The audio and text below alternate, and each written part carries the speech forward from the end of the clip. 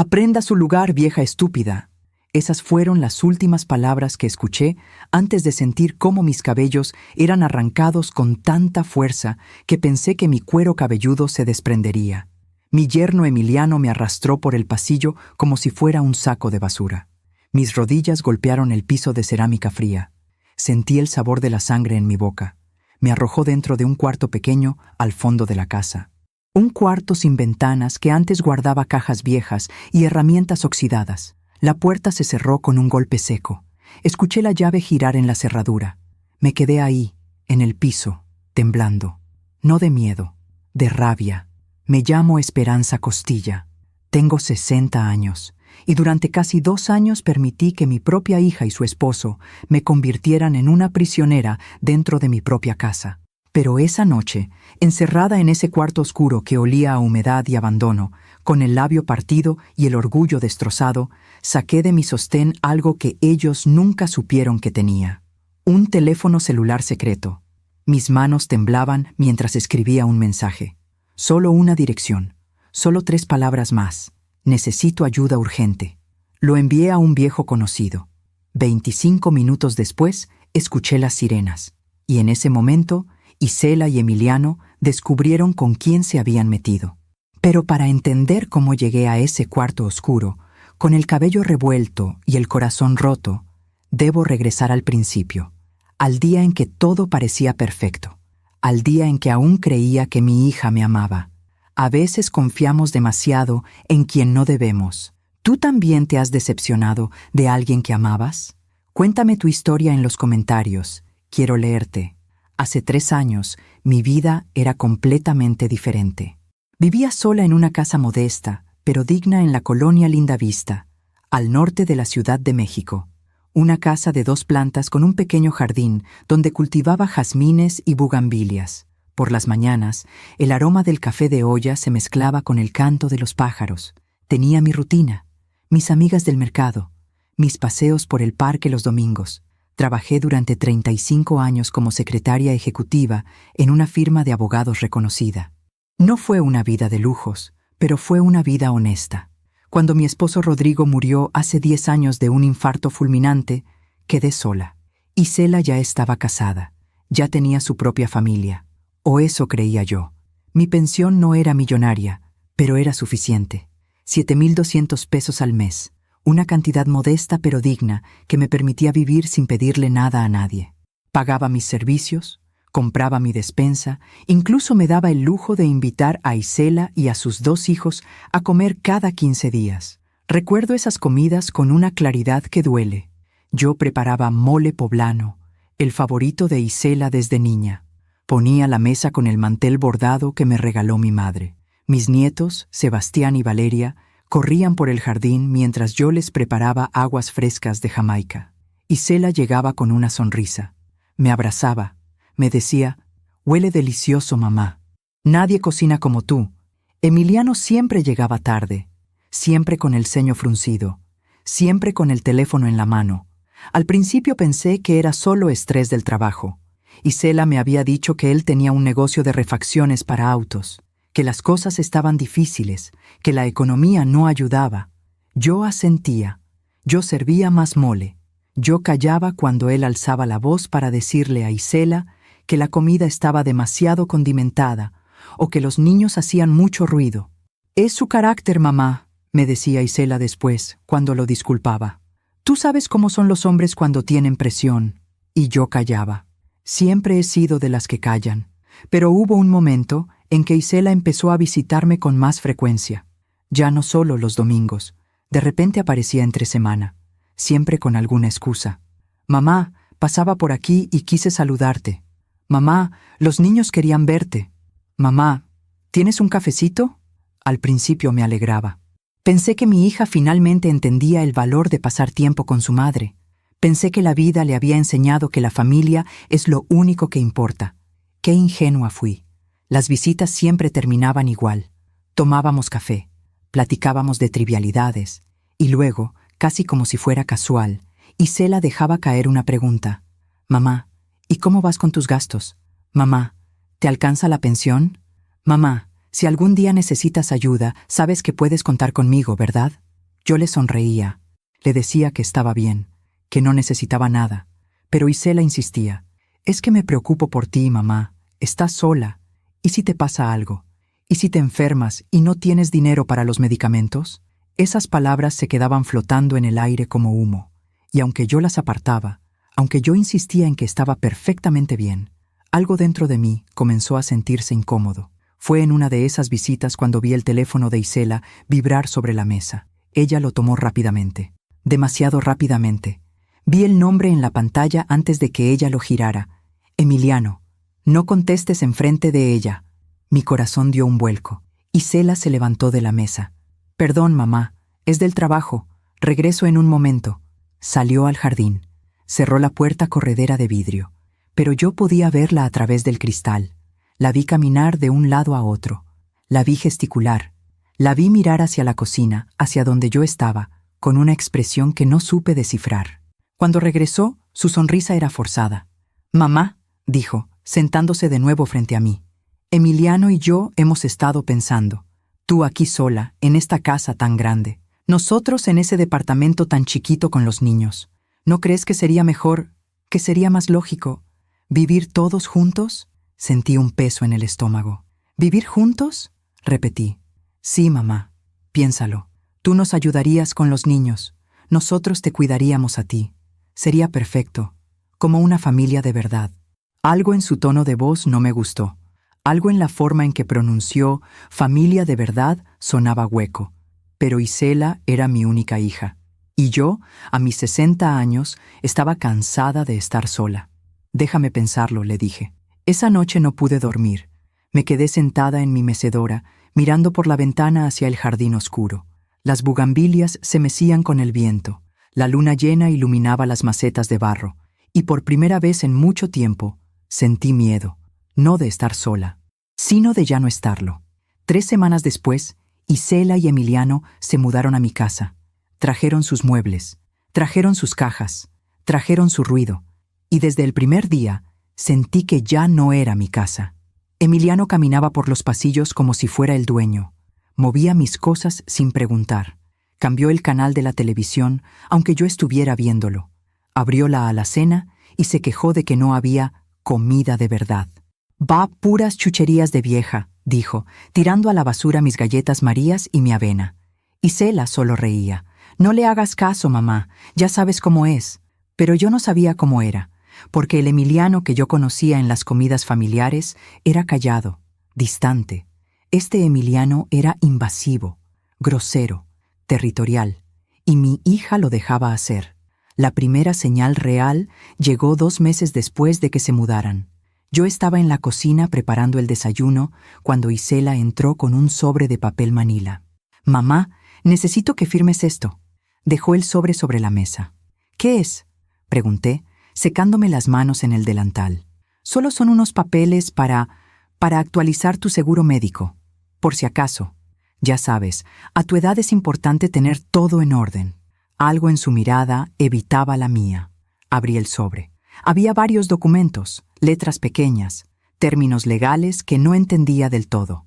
«¿Y esto de poder notarial?», pregunté, señalando una de las hojas. Isela se puso tensa. «Es solo para que yo pueda ayudarte con trámites si te pasa algo, mamá. Nada grave. Es rutinario». Pero mi instinto me decía que no era rutinario. «Déjame leerlo con calma», le dije, cerrando el sobre. La expresión de Isela cambió. Solo por un segundo. Vi algo en sus ojos que nunca antes había visto. Irritación. «Como quieras, mamá», dijo saliendo de la cocina. Esa noche, guardé el sobre sin firmar en el cajón de mi buró. Y por primera vez desde que tenía 12 años, desde que mi padre me enseñó a cuidarme, hice algo que no le conté a nadie. Fui al centro comercial. Entré a una tienda de electrónicos y compré un teléfono celular básico con una línea prepagada. No sabía por qué lo hacía, solo sabía que lo necesitaba. Lo guardé en el fondo de mi armario, envuelto en un pañuelo viejo, y seguí viviendo como si todo estuviera bien, pero ya nada estaba bien. Mientras cuento todo esto, pienso en dónde estarás escuchándome.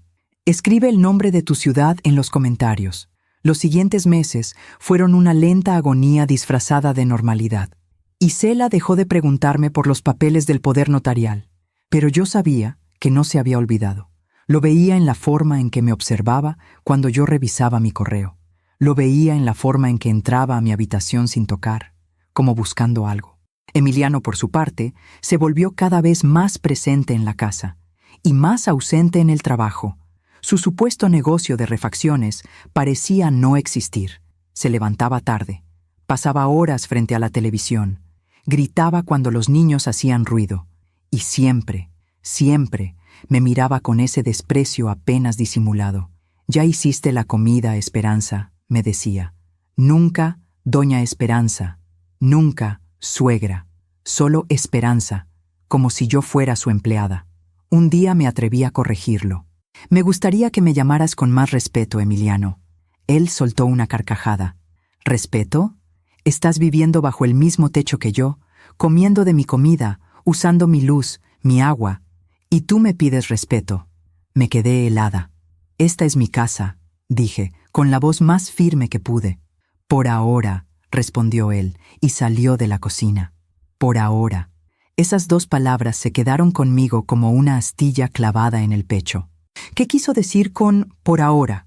Esa noche, cuando Isela y Emiliano salieron a dejar a los niños en casa de su otra abuela, revisé mi escritorio, el cajón donde guardaba mis documentos importantes, escrituras de la casa, actas de nacimiento, mi testamento. Todo estaba ahí, pero algo no estaba en su lugar. Los papeles estaban revueltos, como si alguien los hubiera sacado con prisa y los hubiera vuelto a meter sin cuidado. Yo siempre los ordenaba cronológicamente. Siempre los dejaba alineados en sus carpetas. Alguien había estado husmeando en mis cosas. Sentí un nudo en la garganta. Cerré el cajón, y en ese momento tomé una decisión. Al día siguiente, sin decirle nada a Isela, salí temprano de la casa. Tomé un taxi y fui al banco. El ejecutivo que me atendió era el mismo de siempre. El señor Campos, un hombre de unos 50 años que siempre me trataba con amabilidad. «Buenos días, doña Esperanza. ¿En qué puedo ayudarla?» «Necesito revisar mi cuenta», le dije, «y quiero saber si alguien más tiene acceso a ella». El señor Campos tecleó en su computadora. Frunció el ceño. «Su cuenta está a su nombre únicamente. Nadie más tiene acceso. ¿Hay algún problema?» «No», mentí. Solo quería asegurarme. ¿Desea agregar a algún beneficiario? ¿Algún familiar? «No», respondí rápidamente.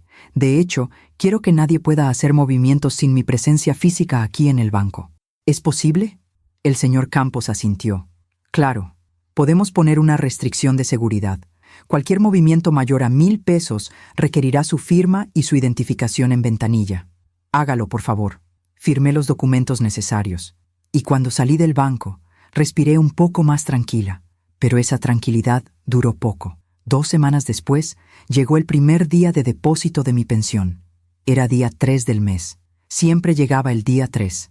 7,200 pesos exactos. Esa mañana, después del desayuno, Isela se acercó a mí con una taza de café en la mano. «Mamá, ya llegó tu pensión, ¿verdad?» Asentí. «Perfecto. Necesito que me des 3,000 pesos». La miré sin comprender. «¿Para qué?» «Para la despensa, mamá. Para los servicios. Para los gastos de la casa. Tú vives aquí. Es lo justo». Había algo lógico en sus palabras, pero también algo incorrecto. «Yo compro mi propia despensa», le dije, «y los servicios siempre los he pagado yo». «Pero ahora somos más personas, mamá. Se gasta más luz, más agua, más gas, y Emiliano no está trabajando ahorita. Las cosas están difíciles». Ahí estaba. La verdad, Emiliano no trabajaba, y ahora querían que yo mantuviera a toda la familia. «Isela, mi pensión no alcanza para todos, apenas me alcanza para mí». Mi hija dejó la taza sobre la mesa con un golpe seco. «No puedo creer que seas tan egoísta, mamá. Te estamos cuidando, te estamos dando compañía. ¿Y tú no puedes ayudarnos con un poco de dinero?» «No es un poco de dinero, Isela. Son 3,000 pesos. Es casi la mitad de mi pensión». «¿Y qué?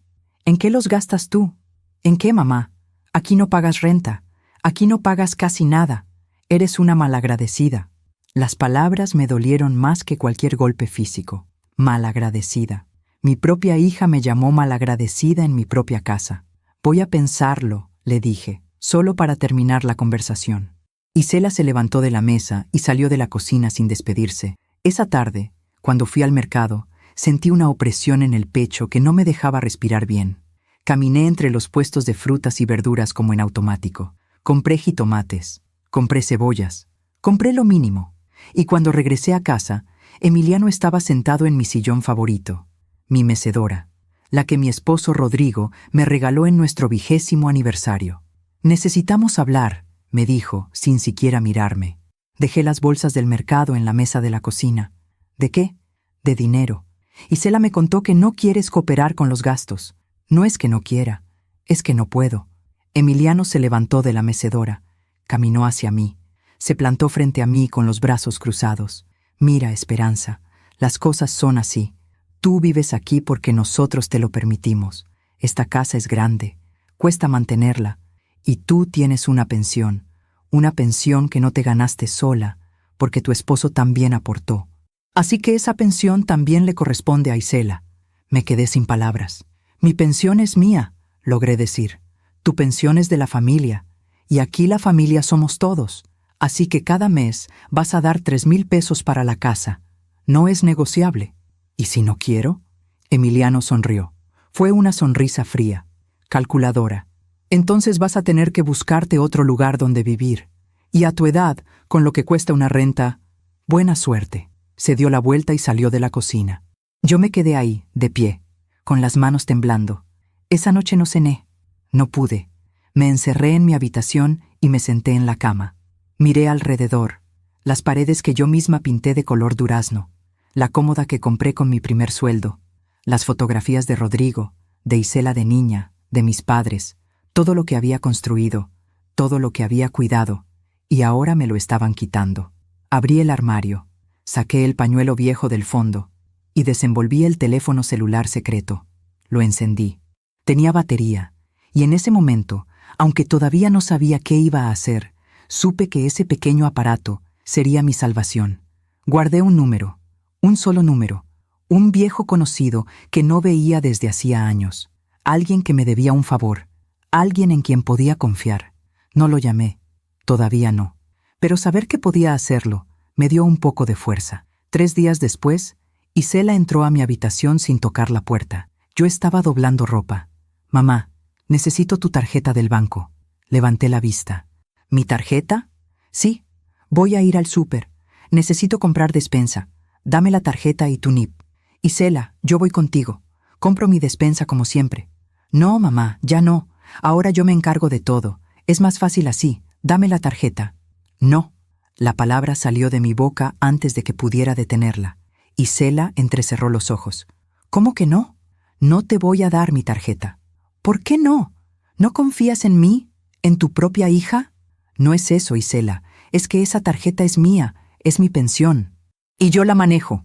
Mi hija se cruzó de brazos. Tenía la misma expresión de Emiliano, esa mezcla de desprecio y frialdad. «Está bien, mamá, no me la des, pero entonces no esperes que te siga cuidando». Y salió de mi habitación dando un portazo. Los siguientes días fueron un infierno silencioso. Isela dejó de hablarme. Emiliano me ignoraba por completo. Hasta los niños, Sebastián y Valeria, parecían haber recibido instrucciones de mantenerse alejados de mí. Yo comía sola, veía televisión sola, caminaba por mi propia casa como un fantasma, y cada noche, antes de dormir, sacaba el teléfono secreto, lo miraba y pensaba, todavía no, pero pronto. Una tarde, cuando salí al jardín a regar las plantas, encontré algo que me heló la sangre.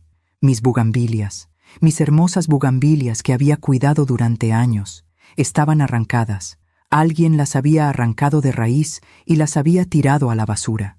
Entré a la casa temblando. «¿Quién arrancó mis plantas?». Emiliano estaba en la sala viendo televisión. «Yo», dijo, sin voltear a verme. «Estaban estorbando. Quiero poner ahí una parrilla para hacer carnes asadas. Esas plantas tenían 10 años. Eran mías. Esta casa es de todos, Esperanza. Ya supéralo». Sentí que algo dentro de mí se rompía. Pero no lloré. Ya no. Porque en ese momento entendí algo muy claro. Esto no era una familia. Esto era una invasión. Y yo necesitaba un plan. Aún me pregunto si hice lo correcto al quedarme callada tanto tiempo. ¿Y tú? ¿Alguna vez has permitido algo por miedo a estar sola? Durante las siguientes semanas, intenté convencerme de que las cosas mejorarían. Me levanté más temprano para preparar el desayuno antes de que Emiliano se despertara. Limpié la casa de arriba a abajo sin que nadie me lo pidiera. Cociné los platillos favoritos de Isela, esperando que eso ablandara su corazón. Pero nada funcionó. Isela seguía distante. Emiliano seguía invasivo. Y yo seguía sintiéndome como una extraña en mi propia casa. El día que cumplí 61 años, desperté con una pequeña esperanza. Pensé que tal vez Isela recordaría, que tal vez habría un pastel, una felicitación, algo. Me arreglé con más cuidado que de costumbre. Me puse un vestido color vino que Rodrigo me había regalado años atrás. Me peiné, me maquillé ligeramente. Bajé a la cocina esperando encontrar a mi familia reunida, pero la cocina estaba vacía. Isela y Emiliano se habían ido temprano. Dejaron los platos del desayuno sucios en el fregadero, las sillas desacomodadas, las migajas de pan sobre la mesa. Pasé todo el día sola. Nadie llamó, nadie llegó. A las 8 de la noche, cuando Isela finalmente regresó con los niños, yo estaba sentada en la sala, viendo una película vieja en la televisión. «Hola, mamá», dijo Isela, ni siquiera volteando a verme. «Hola, hija». Esperé. Quizás lo había olvidado, quizás lo recordaría en cualquier momento. Pero Isela subió las escaleras con los niños y cerró la puerta de su habitación. Me quedé ahí, en la sala, con el corazón encogido, y por primera vez desde que Rodrigo murió, lloré. Lloré en silencio, para que nadie me escuchara, para que nadie supiera que mi propia hija había olvidado mi cumpleaños. Esa noche, antes de acostarme, saqué el teléfono secreto. Miré el número guardado, el único contacto que tenía ahí. Mis dedos se quedaron sobre el teclado. Todavía no, me dije. Todavía puedo arreglar esto. Pero en el fondo sabía que nada se iba a arreglar. 2 semanas después, llegó el siguiente depósito de mi pensión. 7,200 pesos, como siempre. Esa mañana, después del desayuno, Emiliano se sentó frente a mí en la mesa de la cocina. «Esperanza, necesitamos hablar». Dejé mi taza de café sobre la mesa. «¿De qué?» «De tu pensión. Ya llegó, ¿verdad?» Asentí. «Bien, entonces dame 4,000 pesos». Me quedé helada. «Dijiste que eran 3,000». «Sí, bueno». Las cosas subieron de precio. Los niños necesitan útiles escolares. Hay que pagar la luz, el gas, el teléfono. 4,000. Emiliano, no puedo darte 4,000 pesos. Necesito ese dinero para mis medicamentos, para mis cosas. Tus medicamentos no cuestan tanto. Deja de hacerte la víctima y dame el dinero. No.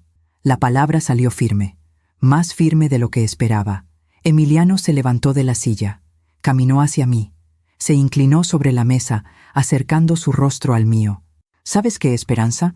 Estoy cansado de tus caprichos. Estoy cansado de tu egoísmo. Aquí todos ponemos de nuestra parte, menos tú. Emiliano, esta es mi casa, mi pensión, y yo decido qué hacer con mi dinero. Él soltó una risa seca. Tu casa, tu pensión, tu dinero. ¿Sabes qué pasa con las viejas tercas como tú? Terminan solas, terminan abandonadas en un asilo.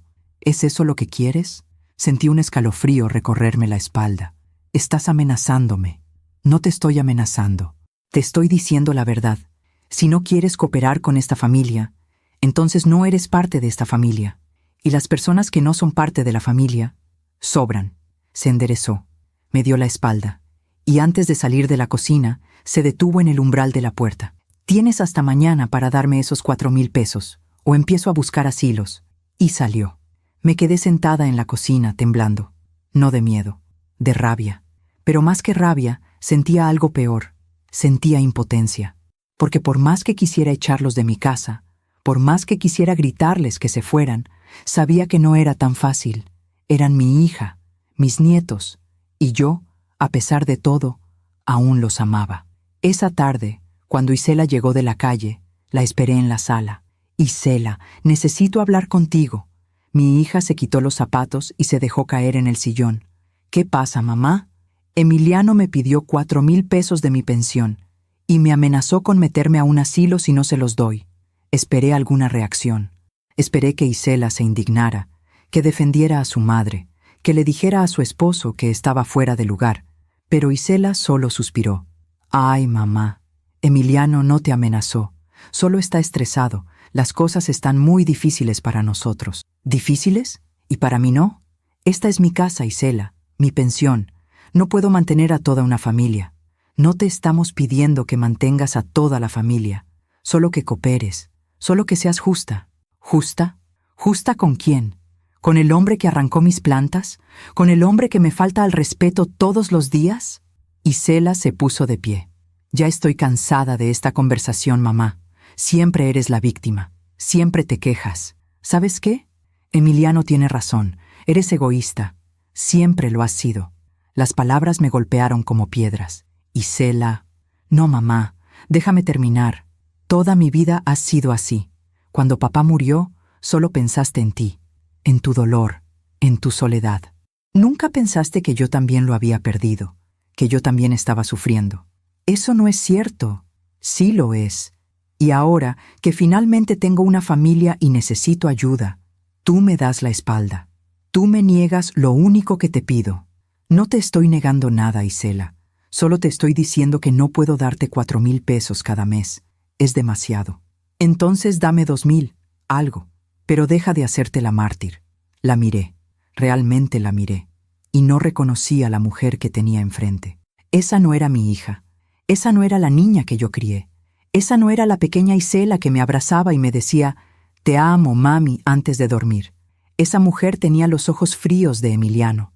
Tenía su misma dureza. «Está bien», dije derrotada. «Te daré 2,000 pesos este mes». Isela asintió. «Gracias, mamá. Sabía que entrarías en razón». Y subió las escaleras sin despedirse. Al día siguiente fui al banco. Saqué 2,000 pesos en efectivo. Los puse en un sobre y se los di a Isela. Ella ni siquiera me dio las gracias. Solo tomó el sobre y lo guardó en su bolsa. Esa noche revisé mi estado de cuenta.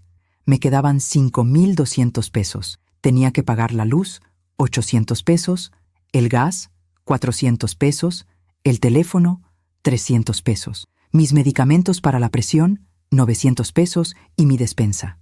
Hice cuentas, una y otra vez. No me alcanzaba, y aún faltaban 20 días para el siguiente depósito. Los días siguientes fueron de una tensión constante. Isela y Emiliano actuaban como si todo estuviera bien, como si yo no les acabara de dar 2,000 pesos, como si yo no estuviera batallando para llegar a fin de mes. Una tarde, cuando fui al súper, tuve que regresar varias cosas al estante porque no me alcanzaba el dinero.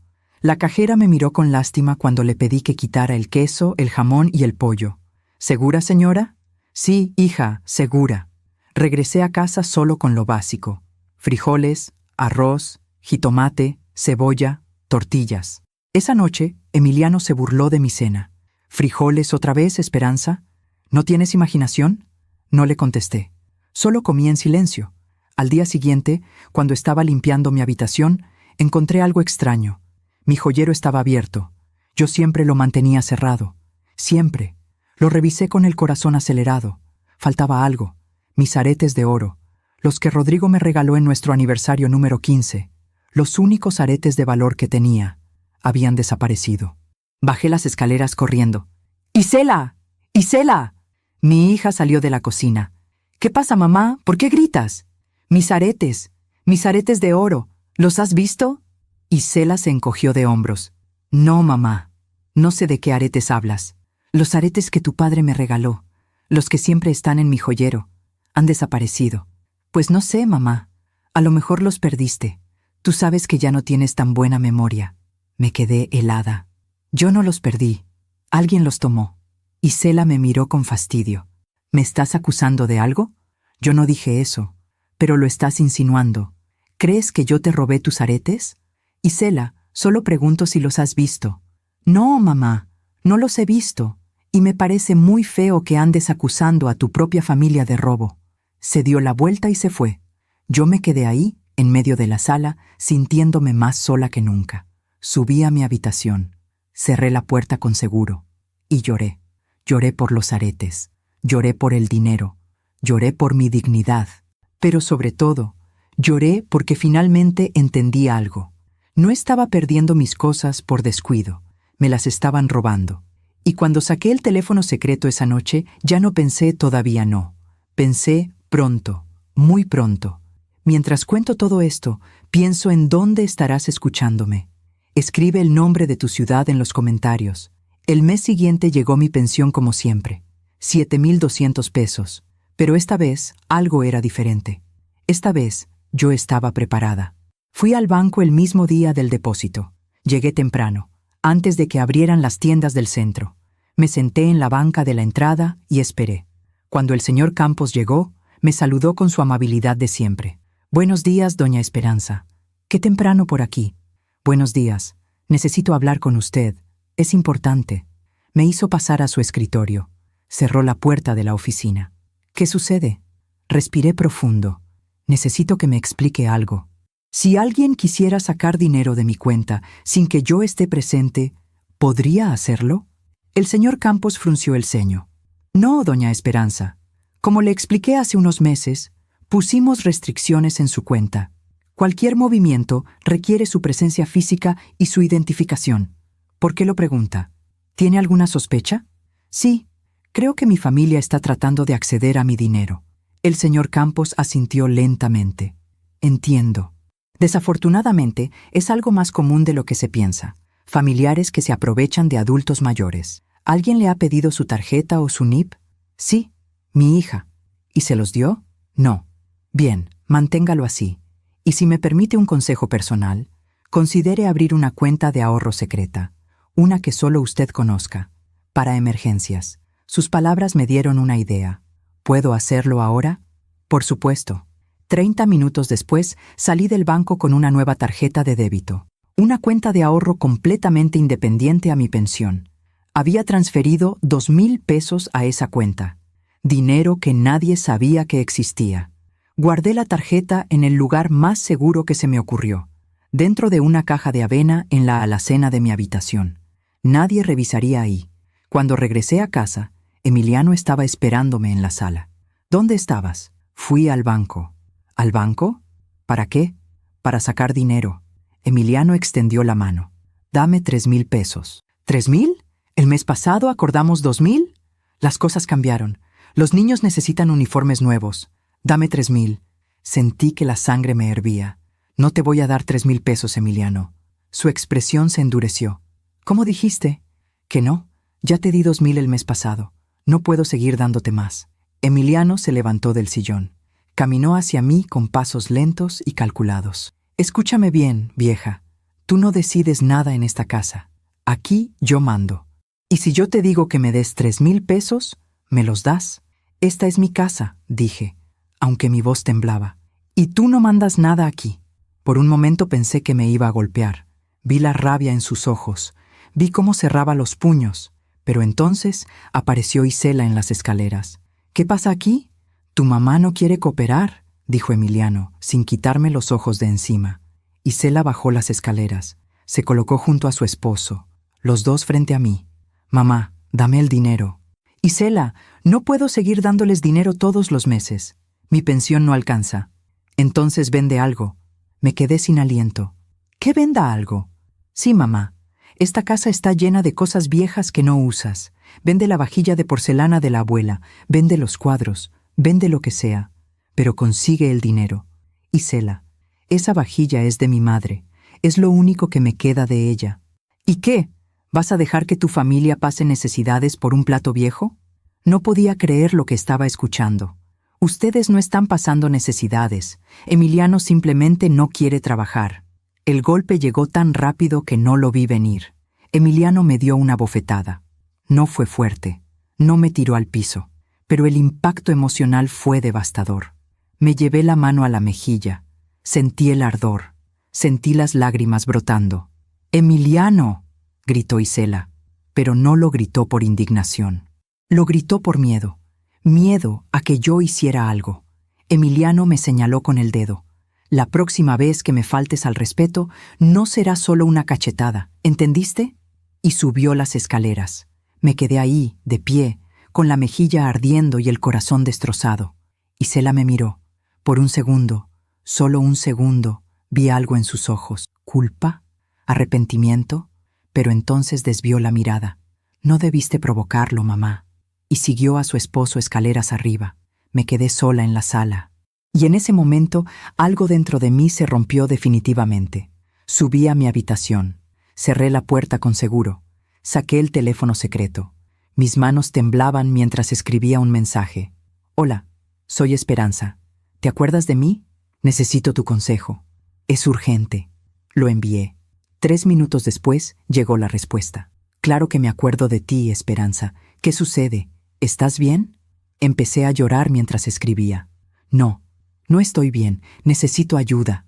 Dime qué necesitas, lo que sea. Por ahora solo necesito saber que puedo contar contigo. ¿Puedo? Siempre has podido. Avísame cuando estés lista para hablar. Estaré aquí. Guardé el teléfono. Limpié mis lágrimas. Y por primera vez en meses sentí que no estaba completamente sola. Los días siguientes fueron de un silencio tenso. Emiliano no volvió a pedirme dinero, pero su presencia era cada vez más agresiva. Azotaba puertas, gritaba a los niños, miraba mis cosas con un desprecio que me helaba la sangre. Una tarde, cuando salí a comprar pan, regresé y encontré mi habitación abierta. Entré con el corazón acelerado. Todo estaba revuelto. Mis cajones abiertos, mi ropa tirada en la cama, mi joyero volcado. Habían estado buscando algo. Revisé rápidamente. La caja de avena seguía en su lugar. La tarjeta secreta estaba a salvo. El teléfono secreto también. Pero mi anillo de bodas había desaparecido. El anillo que Rodrigo me puso en el dedo hace 42 años. El anillo que nunca me quité, ni siquiera cuando él murió.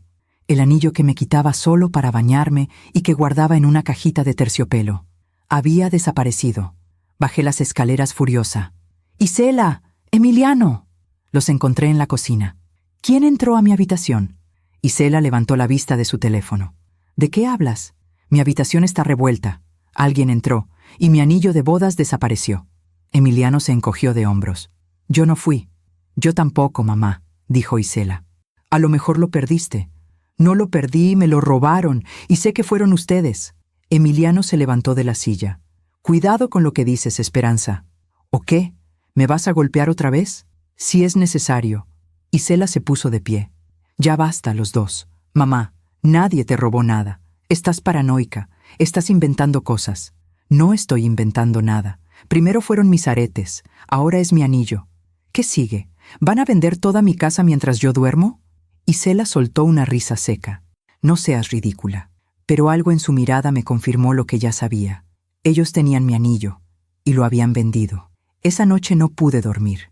Me quedé acostada en la cama, mirando el techo, pensando en todo lo que había perdido. Mis aretes, mi anillo, mi dignidad, mi paz y lo peor, mi hija, porque la mujer que vivía en mi casa ya no era Isela, era una extraña con su rostro. Al día siguiente decidí hacer algo que nunca pensé que haría. Fui a una notaría. Le pedí al notario que me explicara cómo funcionaban las herencias, cómo funcionaban los testamentos, qué pasaba si alguien te robaba. El notario, un hombre de unos 60 años con anteojos gruesos, me escuchó con atención. Señora, si usted sospecha que sus familiares la están despojando de sus bienes, puede tomar medidas legales, puede desheredarlos, puede proteger su patrimonio. ¿Cómo? Primero, necesitamos documentar todo, cada robo, cada amenaza, cada agresión. Segundo, necesitamos testigos. ¿Hay alguien que pueda dar fe de lo que está viviendo? Pensé en mis vecinas, en la señora Remedios que vivía en la casa de al lado, en don Arturo que vendía tamales en la esquina, pero me daba vergüenza contarles. No, mentí.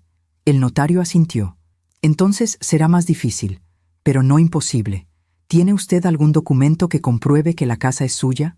Sí, las escrituras. Bien, guárdelas en un lugar seguro, un lugar donde ellos no puedan encontrarlas. Y si la situación se pone peligrosa, llame a la policía. Salí de la notaría con una mezcla de alivio y terror. Alivio porque sabía que había opciones. Terror porque sabía que usar esas opciones significaba perder a mi familia para siempre. Esa tarde, cuando regresé a casa, encontré a Isela esperándome en la sala. «Mamá, ¿dónde estabas?» Salí a caminar. ¿A caminar? ¿A dónde? Al parque. Isela entrecerró los ojos. ¿Solo al parque? Sí, Isela, solo al parque. ¿Por qué me interrogas? Porque Emiliano te vio salir de una notaría. Sentí que el piso se abría bajo mis pies. ¿Me estaban siguiendo?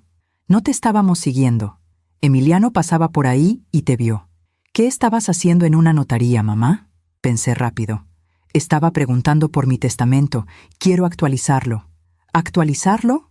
¿Por qué? Porque soy una mujer de 61 años, Isela.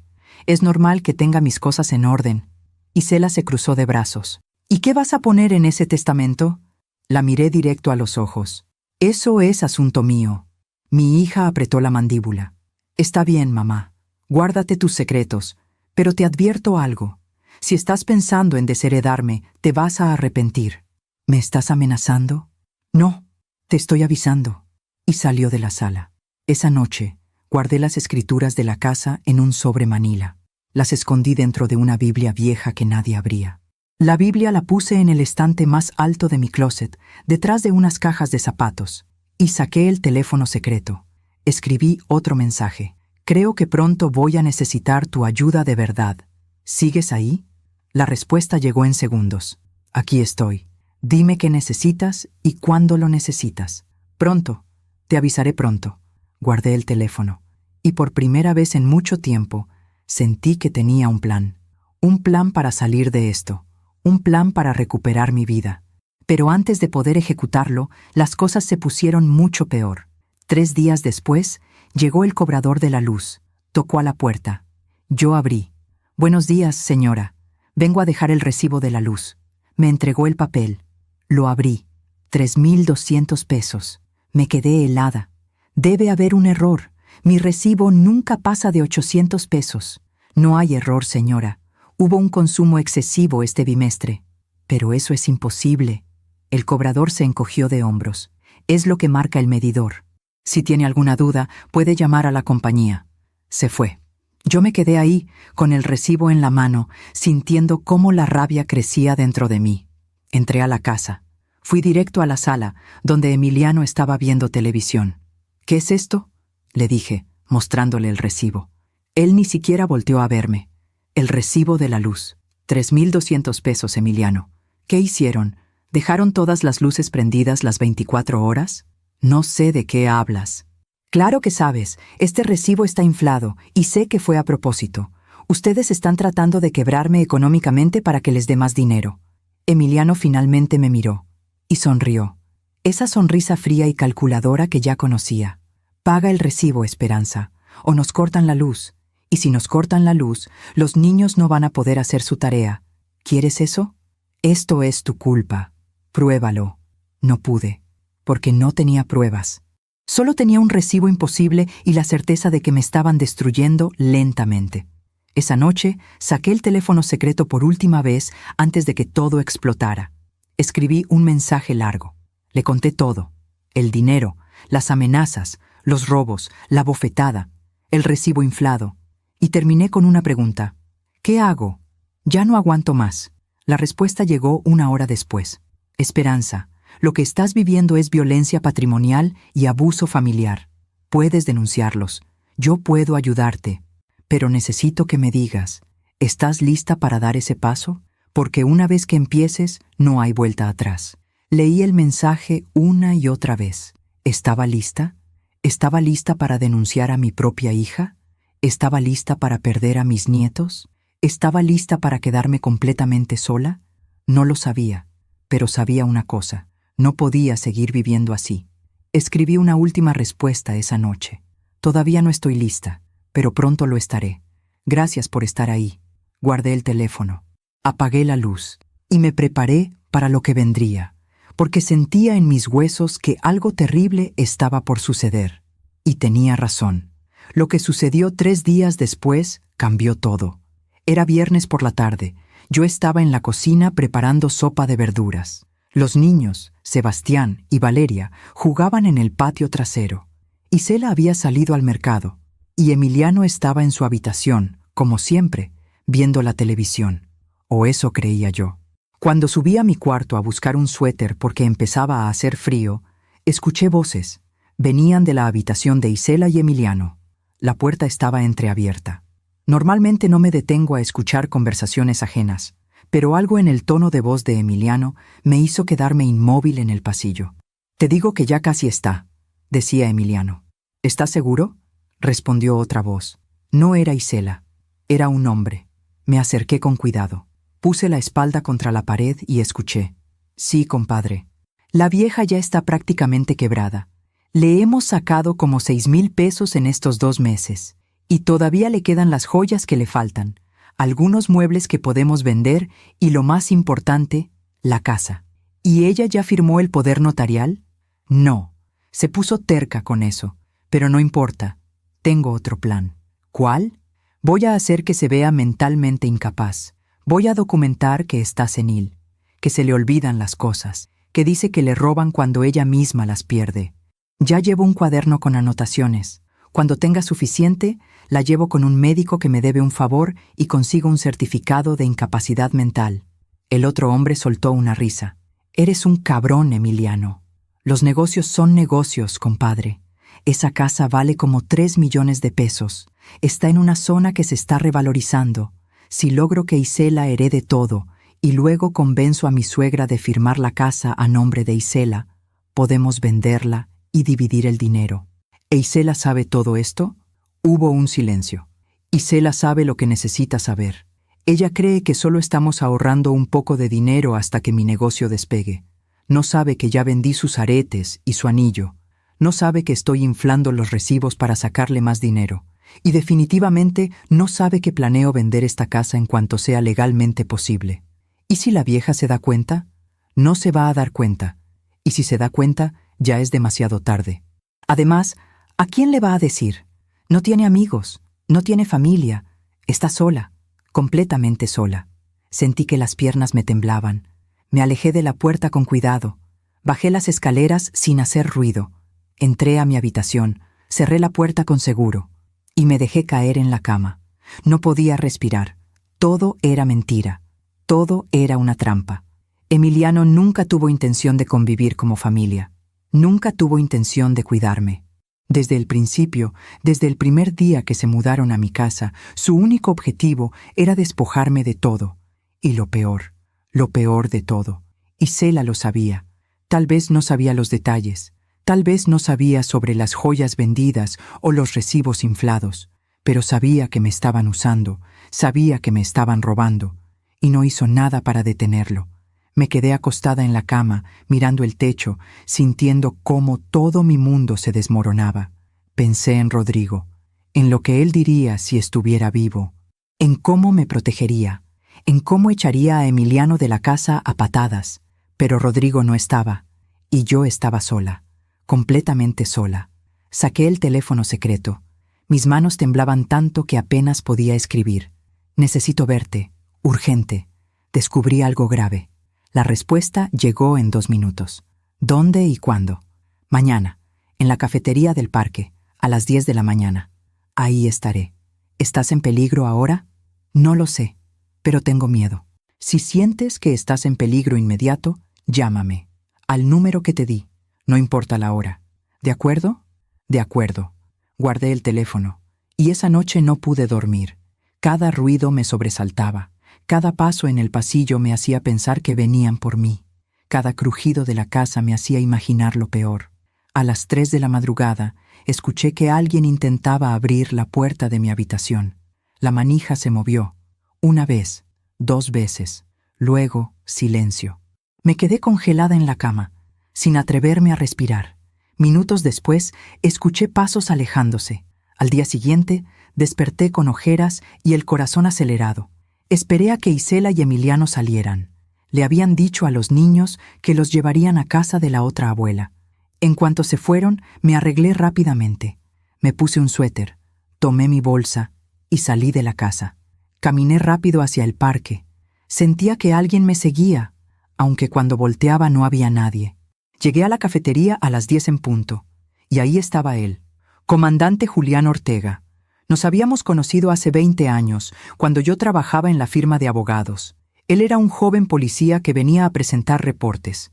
Yo le ayudé en un caso complicado, dándole acceso a documentos que necesitaba. Desde entonces, mantuvimos una amistad respetuosa. Con el tiempo, Julián ascendió. Se convirtió en comandante y ahora era el jefe de policía del sector. Me vio entrar y se levantó de la mesa. Me saludó con un abrazo. Esperanza, hace años que no nos veíamos. Lo sé, Julián. Gracias por venir. Nos sentamos. Él pidió 2 cafés y yo le conté todo. Desde el principio.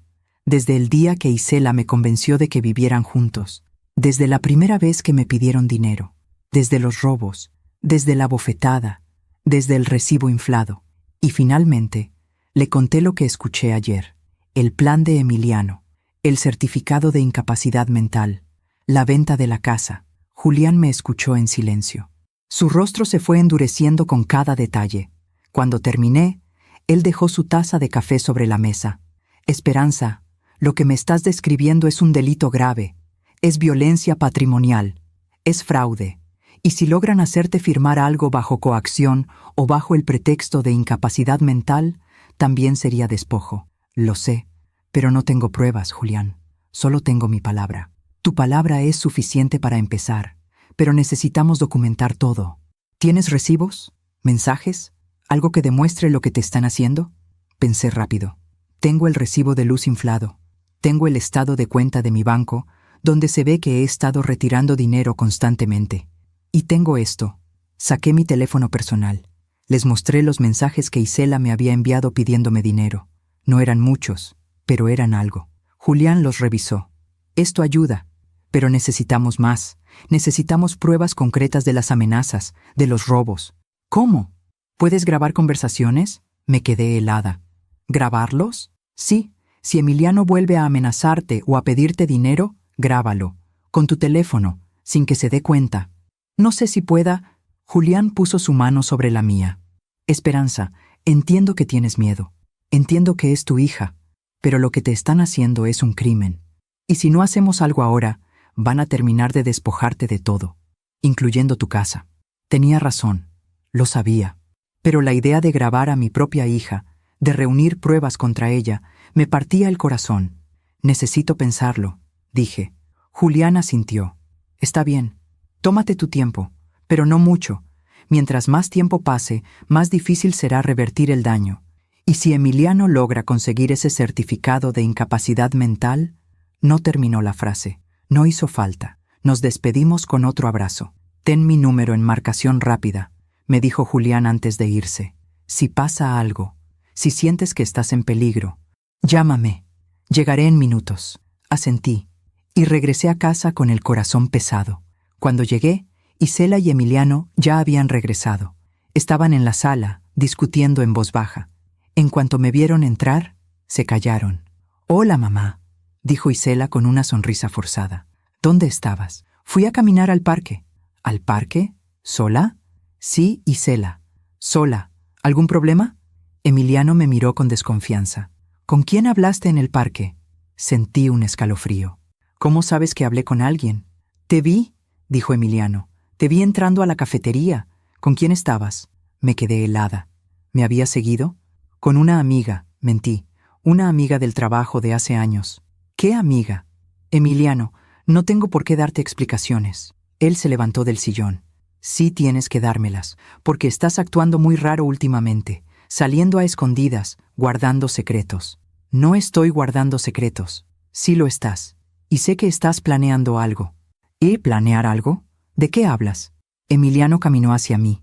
Se detuvo a centímetros de mi cara. «Te vi salir de la notaría la semana pasada. Te vi en el parque hoy. Sé que estás buscando ayuda. Sé que quieres echarnos de aquí».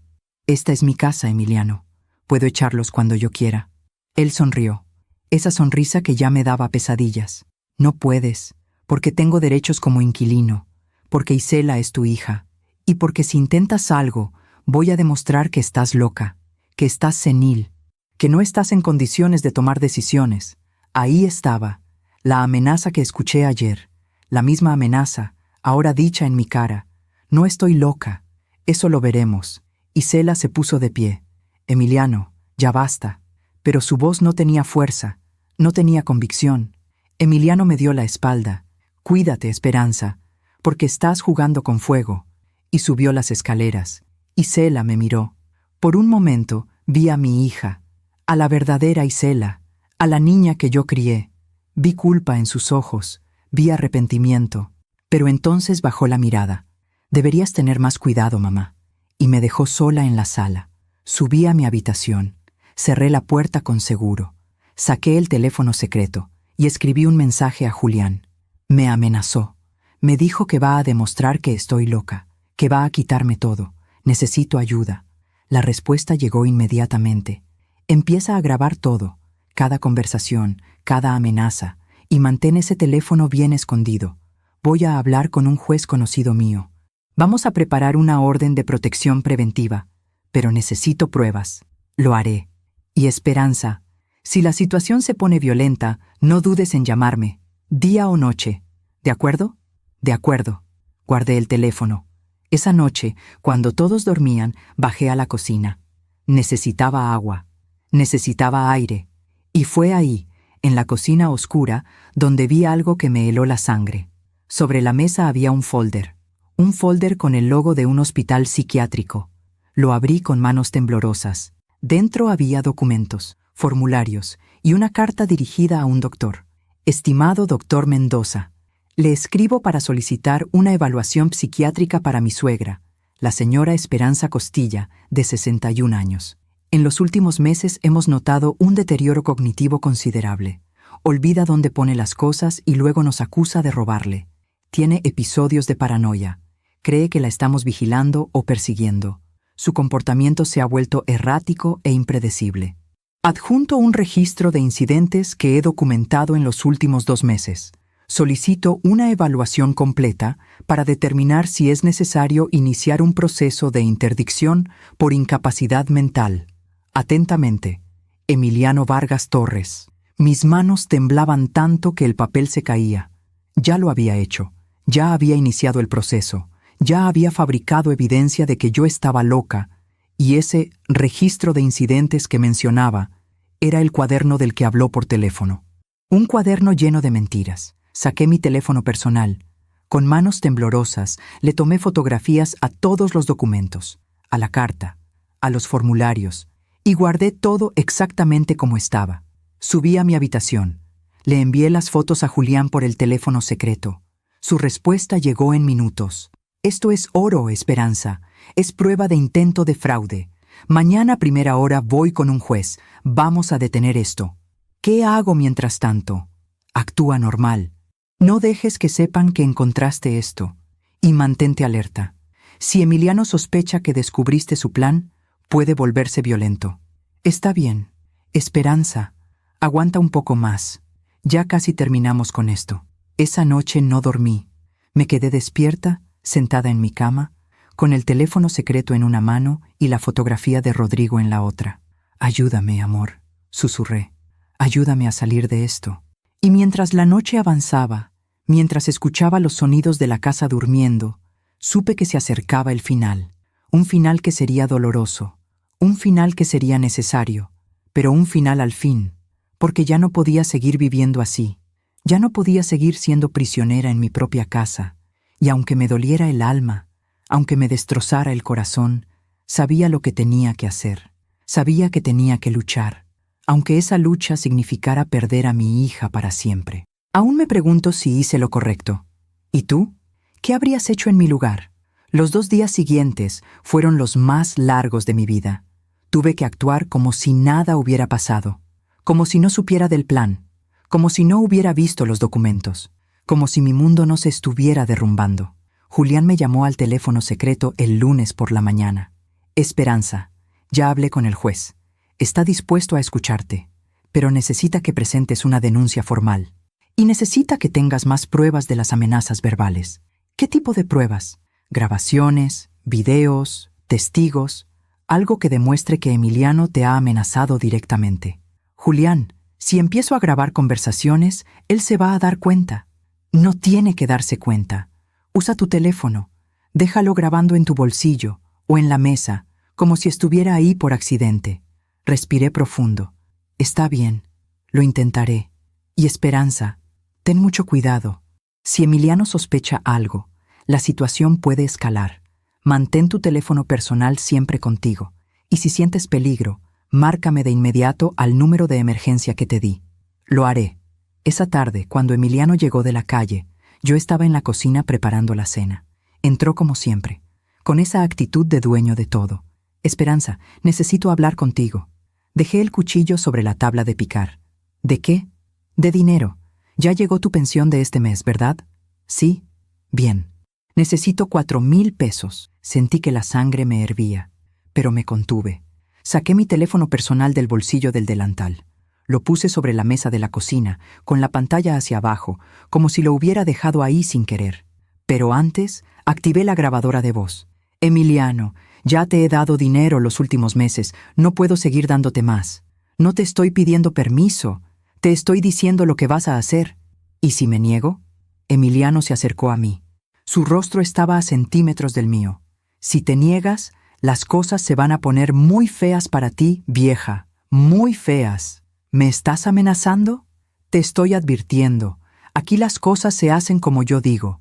Y si no te gusta, puedes irte. Pero esta casa se queda con nosotros. Esta casa es mía, Emiliano. Está a mi nombre. Él sonrió. Esa sonrisa que ya me daba náuseas. Por ahora. Pero no por mucho tiempo. Ya hablé con un doctor. Ya tengo documentada tu locura. En unas semanas voy a tener un certificado que dice que no estás en condiciones de tomar decisiones. Y entonces, Isela se va a hacer cargo de todo, incluyendo esta casa. Yo no estoy loca. Eso es lo que dicen todos los locos. Se dio la vuelta para salir, pero antes de llegar a la puerta, se detuvo. Ah, y otra cosa. No vuelvas a salir sin avisarnos. No vuelvas a tener reuniones secretas con nadie, porque te estamos vigilando. Y si vuelves a intentar buscar ayuda, te voy a encerrar en tu cuarto y nadie te va a encontrar. Salió de la cocina. Yo me quedé ahí, temblando. Tomé mi teléfono. Detuve la grabación. La escuché. Estaba perfecta. Cada palabra, cada amenaza. Todo había quedado grabado. Esa noche le envié el audio a Julián por el teléfono secreto. Su respuesta fue inmediata. Esto es exactamente lo que necesitábamos. Mañana voy con el juez. Con esto y los documentos que fotografiaste, podemos conseguir una orden de alejamiento y empezar el proceso legal contra Emiliano. ¿Estás lista? Miré la pantalla del teléfono. ¿Estaba lista? ¿Estaba lista para destruir a mi familia? ¿Estaba lista para ver a mi hija odiándome? ¿Estaba lista para quedarme completamente sola? Escribí una sola palabra. Sí. Bien. Mañana en la tarde voy a necesitar que vengas a presentar la denuncia formal. ¿Puedes salir de la casa sin que sospechen? Encontraré la manera. Perfecto. Te espero mañana a las 3 de la tarde en la comandancia. Y Esperanza, aguanta un poco más. Ya casi terminamos. Guardé el teléfono. Y esa noche, por primera vez en meses, dormí un poco mejor, porque sabía que había esperanza. Al día siguiente, martes, esperé a que Isela saliera con los niños a hacer unas compras. Emiliano estaba en su habitación viendo televisión. Me arreglé rápidamente, tomé mi bolsa y salí de la casa. Caminé rápido hacia la avenida principal. Tomé un taxi. A la comandancia de policía, por favor. El taxista asintió. 20 minutos después, estaba frente al escritorio de Julián. Él me recibió con un abrazo. «¿Viniste? Bien, siéntate». Me senté. Julián sacó varios documentos. Este es el formato de denuncia. Vamos a acusar a Emiliano de violencia patrimonial, amenazas, despojo y tentativa de fraude. Con las grabaciones y las fotografías de los documentos, tenemos un caso sólido. Empecé a llenar el formato. Con cada línea que escribía, sentía que estaba cavando la tumba de mi relación con mi hija. Pero no me detuve, porque ya no podía seguir viviendo así. Cuando terminé, Julián revisó todo. Perfecto. Ahora voy a pedirle al juez que emita una orden de alejamiento temporal contra Emiliano. Eso significa que no podrá acercarse a ti. La policía lo va a notificar en las próximas horas. ¿Y qué va a pasar con Isela? Julián me miró con tristeza. Esperanza, si Isela estuvo involucrada en el robo de tu pensión o en el plan de Emiliano, ella también puede enfrentar cargos. Pero por ahora nos vamos a enfocar en Emiliano. ¿Ella también te ha amenazado? Pensé en todas las veces que Isela me pidió dinero, en todas las veces que me llamó egoísta, en todas las veces que miró hacia otro lado cuando Emiliano me faltaba al respeto. No directamente, pero fue cómplice. Julián asintió.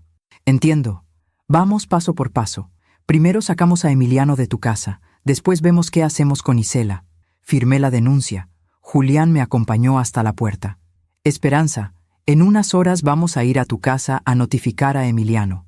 Necesito que cuando lleguemos estés preparada. Puede ponerse violento, puede gritar, puede intentar intimidarte, pero vamos a estar ahí para protegerte. ¿Y si Isela me odia? Julián puso su mano en mi hombro.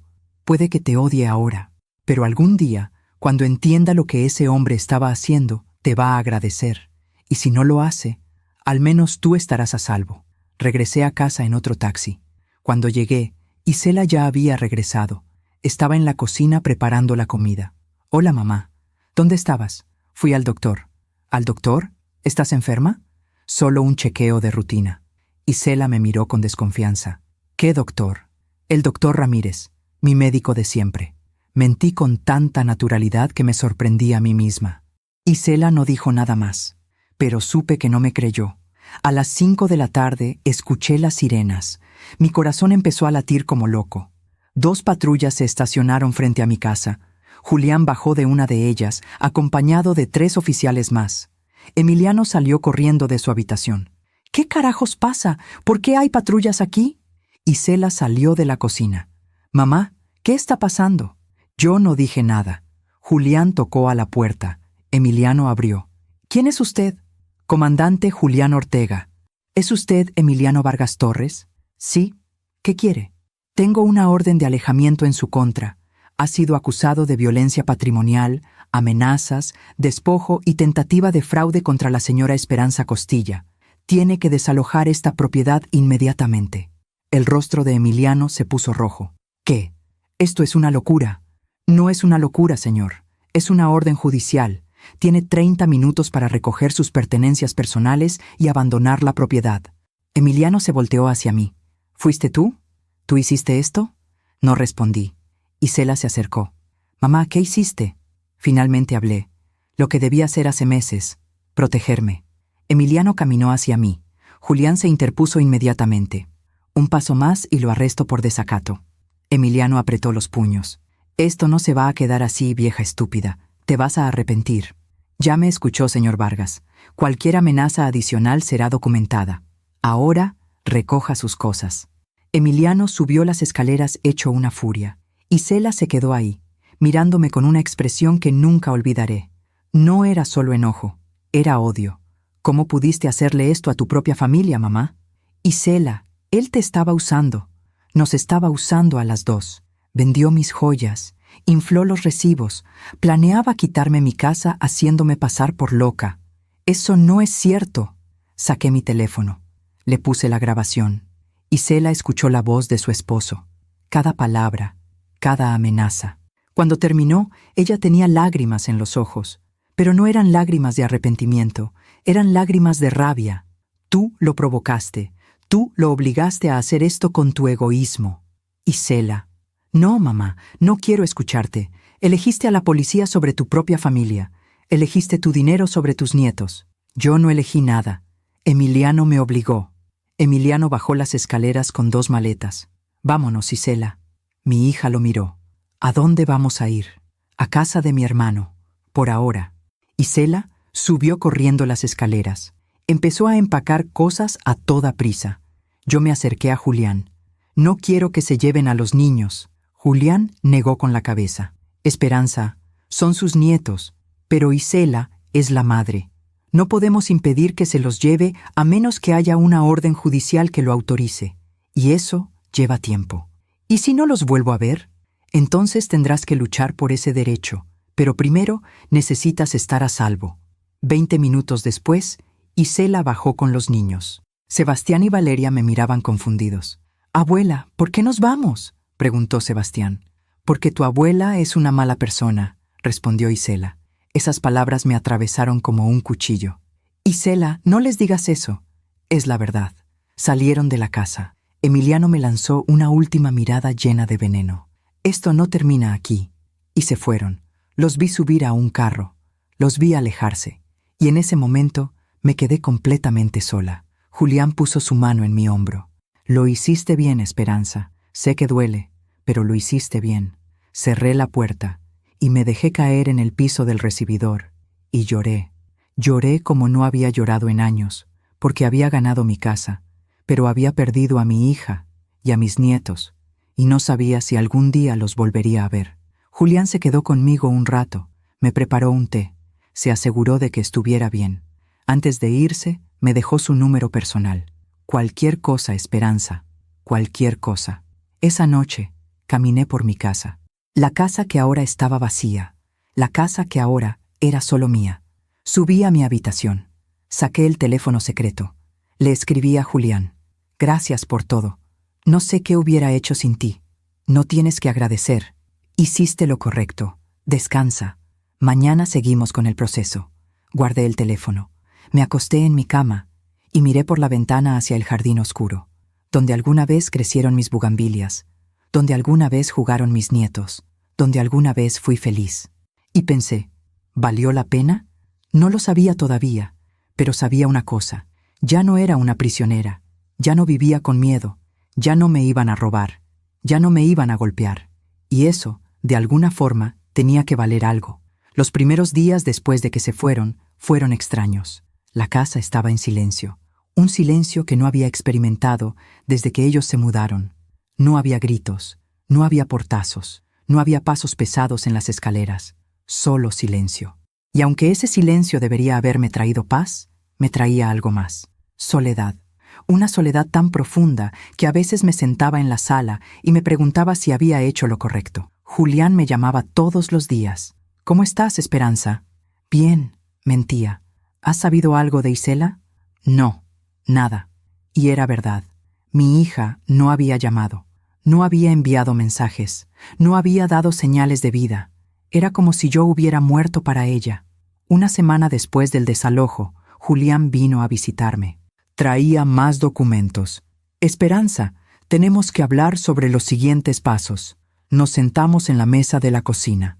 Emiliano presentó una contrademanda. Dice que tú lo acusaste falsamente, que él nunca te amenazó, que todo fue un malentendido. Pero tengo las grabaciones, tengo las fotografías de los documentos. Lo sé, y eso es lo que nos va a salvar. Pero necesitamos prepararnos para un juicio. Va a ser largo, va a ser difícil y va a ser público. Sentí un nudo en el estómago. ¿Público? Sí, los vecinos van a enterarse, tal vez los medios. Este tipo de casos a veces atraen atención. No quiero eso. Lo sé, pero es parte del proceso, y hay algo más que necesito preguntarte. Julián hizo una pausa. ¿Quieres incluir a Isela en la demanda? Me quedé helada. ¿A Isela? Sí, ella también tomó dinero de ti. Ella también fue cómplice del plan de Emiliano, aunque no estuviera al tanto de todos los detalles. Técnicamente, podríamos acusarla también. Cerré los ojos. No. ¿Estás segura? Sí. Isela es mi hija, y aunque me haya hecho daño, no puedo hacerle eso. Julián asintió lentamente. Está bien. Respeto tu decisión, pero quiero que sepas algo. Isela puede ser llamada como testigo, y dependiendo de lo que diga, ella puede incriminarse a sí misma. Entiendo. ¿Y qué hay de tu testamento? ¿Ya lo modificaste? Esa pregunta me dolió más que cualquier otra. No. Esperanza, necesitas proteger tu patrimonio. Si algo te pasa y tu testamento sigue dejando todo a Isela, Emiliano encontrará la forma de quedarse con tu casa. Tenía razón. Lo sabía. Está bien, voy a modificarlo. Bien. Te voy a dar el contacto de un notario de confianza, alguien que puede ayudarte a redactar un testamento que proteja tus intereses. Esa tarde, después de que Julián se fue, me quedé sentada en la cocina durante horas, mirando las paredes que alguna vez fueron testigos de risas familiares, mirando la mesa donde comimos juntos, mirando el jardín donde mis nietos jugaron, y tomé una decisión que me dolió hasta los huesos, pero que sabía que era necesaria. Al día siguiente, fui a la notaría. El notario que Julián me recomendó era un hombre serio pero amable. Se llamaba licenciado Carranza. Señora Esperanza, entiendo que quiere modificar su testamento. Sí. ¿Puede decirme qué cambios desea hacer? Respiré profundo. Quiero desheredar a mi hija. El notario me miró con una mezcla de sorpresa y compasión. ¿Está segura? Desheredar a un hijo es una decisión muy seria. Lo sé, pero mi hija fue cómplice de un plan para despojarme de mi patrimonio, y aunque no la estoy demandando, no puedo permitir que herede algo que será usado en mi contra. Entiendo. ¿Y a quién desea dejar como heredera? Me quedé en silencio por un momento. A mis nietos, Sebastián y Valeria, pero con una condición: el dinero quedará en un fideicomiso hasta que cumplan 25 años, y mientras tanto será administrado por alguien de confianza. ¿Quién? El comandante Julián Ortega. El notario tomó notas. Está bien, eso es completamente válido. ¿Y su casa? Mi casa también. Quedará en fideicomiso para mis nietos. Nadie podrá venderla hasta que ellos cumplan la edad y decidan qué hacer con ella. Mientras tanto, si yo fallezco, la casa quedará cerrada o rentada, pero el dinero de la renta irá al fideicomiso. Perfecto. ¿Algo más? Sí. Quiero dejar una carta explicando por qué tomé esta decisión, para que mis nietos, cuando crezcan, entiendan que no fue por odio, fue por protección. El notario asintió. Podemos hacer eso. Pasé las siguientes 2 horas redactando mi nuevo testamento, y cuando terminé de firmarlo, sentí un peso enorme saliendo de mis hombros. No era venganza, era protección, pero también era una despedida, porque sabía que Isela, cuando se enterara, nunca me perdonaría. Esa noche, escribí la carta para mis nietos. La escribí con lágrimas cayendo sobre el papel. Queridos Sebastián y Valeria, si están leyendo esto, es porque ya no estoy con ustedes, y probablemente su mamá les ha dicho cosas terribles sobre mí. Probablemente les ha dicho que yo los abandoné, que yo elegí mi dinero sobre mi familia, pero quiero que sepan la verdad. Yo los amé desde el primer día, los amé con cada fibra de mi ser, y cuando tuve que tomar la decisión de alejar a su papá de mi vida, fue la decisión más difícil que he tomado, pero era necesaria, porque su papá estaba tratando de robarme, de quitarme mi casa, de hacerme pasar por loca para poder quedarse con todo lo que su abuelo Rodrigo y yo construimos durante 40 años. Y yo no podía permitirlo, no porque fuera egoísta, sino porque esa casa, ese patrimonio, es su futuro. Es lo que yo quiero dejarles a ustedes. Su mamá cometió el error de elegir a un hombre que no la merecía, un hombre que la usó, que nos usó a todos, y aunque eso me parte el corazón, no puedo cambiar el pasado, solo puedo proteger su futuro. Por eso, esta casa es de ustedes, este dinero es de ustedes, y espero que cuando sean mayores, entiendan que cada decisión que tomé fue pensando en ustedes. Los amo. Siempre los he amado, siempre los amaré. Su abuela, Esperanza. Guardé la carta en un sobresellado. Se la di al notario para que la anexara al testamento. Y cuando salí de esa oficina, sentí algo extraño. No era felicidad, no era tristeza, era paz.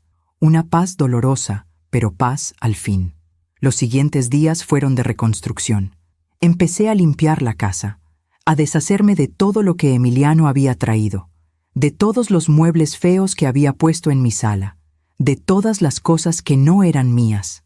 Poco a poco, mi casa volvió a ser mi casa. Volví a poner mis plantas en el jardín.